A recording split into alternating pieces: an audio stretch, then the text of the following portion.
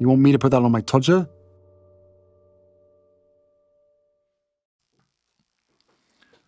Microphone failure exposed. Hello, I'm H.G. Tudor. A number of years ago, I was at a shopping mall. It's not a frequent occurrence. I generally hate going shopping, but it was necessary. And it was during my university days, and I was there with my very good friend. I may have mentioned this incident in the past, but it bears repeating. As we were looking at the various clothing in this store, I happened to notice that a man was walking with furious determination towards the store. Leaning forward, arms pumping, he was walking in a very vigorous manner. But what he didn't appear to have appreciated was that the doors that he was walking towards, made of glass, one was open and one was closed. Predictably enough, he slammed into the door that was closed. He bounced away from it with a noise, leaving a smear on the glass. My friend and I broke into paroxysms of laughter. It was entertaining, and naturally, as a consequence of my absence of emotional empathy, I found it hilarious that he'd suffered such a fate.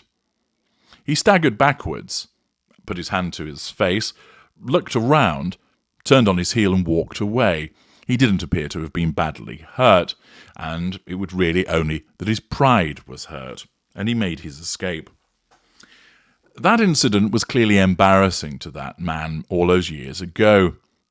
But his embarrassment was on a minor scale, because it was witnessed by two students laughing at him uproariously, a shop assistant, and perhaps a couple of people outside the store who were walking past. Many of those individuals will have soon forgotten about it, and I did also, only recalling it for the purposes of this video today. That individual fucked up, but his fucked upness was only witnessed by a handful of people. It's similar for you. You might have done something where you've been embarrassed or felt a little bit silly. So, for example, you might have slipped somewhere and felt a bit foolish as you fell to the floor, or you put the remote control in the fridge by mistake because you were distracted, or you leant over in a meeting and broke wind, feeling rather embarrassed in front of the other meeting attendees, and therefore being known as Windy Miller for the rest of the day. But you didn't experience large-scale exposure of your cock-up. It was confined to maybe a handful of people. And of course, on the assumption that none of you are narcissists, it didn't impact upon you as a threat to control. Contrast those circumstances with that of Harry's wife. She engaged in the microphone mishap at Kevin Costner's fundraiser. The problem for Harry's wife is multifaceted. First of all, as I've explained in parts passing, her attempt to take the microphone, and failing to do so, wounded her. The wounding was comparatively slight because she didn't know the person who kept hold of the microphone. But then that wounding became exacerbated as a consequence of the fact that it took place in front of presumably hundreds of people who were attending the fundraiser. Not necessarily everybody will have picked up on what had happened, but some will have done so, and therefore the fact that it took place in front of a number of people will have increased the level of wounding for Harry's wife. But Harry's wife, being Harry's wife, who lives her life through exposure, suffers the problem that her microphone mishap has then been picked up by the press and amplified. It appears in numerous newspapers, but I turn to the Mail that reports, Harry's wife suffered an awkward moment at Kevin Costner's star-studded fundraiser in Santa Barbara last week after wafting onto the stage in full First Lady chic, seemingly ready to make a speech. The Duchess of Sussex, 42, and her husband Prince Harry were introduced on stage as special guests at Kevin Costner's 1805 Live event at his $26 million polo field on Friday evening. After being given star billing, Harry's wife spotted the female host who had introduced her coming towards her as she walked on stage and reached out to take her microphone, seemingly assuming that she was expected to say a few words. However, when the host failed to hand the microphone over, she realized her mistake and swiftly moved stage left to where the Robin Hood actor was standing.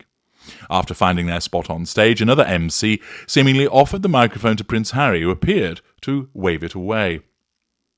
After recovering from the awkward moment, Harry's wife presented Kevin with an honorary award before doing a mini royal-style walkabout to greet other attendees.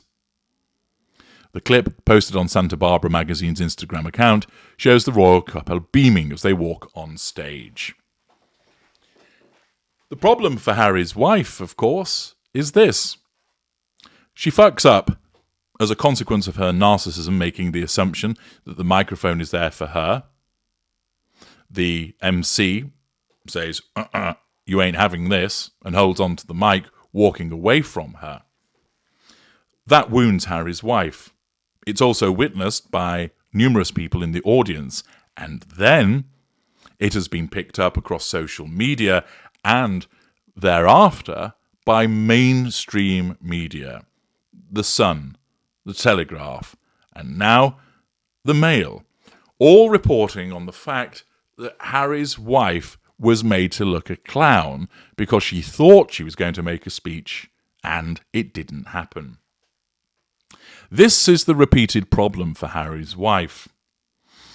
Certain individuals may find themselves involved in a slight cock-up, but it's not reported on. Why? Largely because that person isn't a fame whore, and people think, well, most people are not going to be particularly interested in that little slip-up there. We'll leave it be. Furthermore, in some instances, there's a degree of favour that's exhibited towards that individual. We don't want to embarrass them as a consequence of them shitting themselves in public, so we're not going to make mention of it. But with Harry's wife, it's a live by the sword, die by the sword approach.